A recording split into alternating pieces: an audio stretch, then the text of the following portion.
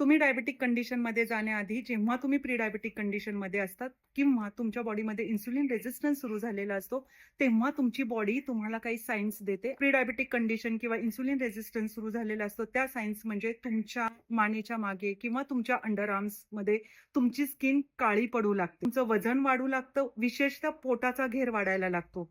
तुम्हाला सतत तहान लागते, फ्रिक्वेंट युरिनेशन होतं. तुम्ही खाल्लं तरी तुम्हाला सतत भूक लागते आणि तुम्हाला सतत थकल्यासारखं, एनर्जी लेव्हल डाऊन झाल्यासारखं वाटते. तर ह्या सगळ्या सायन्स आहेत, ते तुम्ही प्री डायबिटिक कंडिशनमध्ये गेलेले आहे.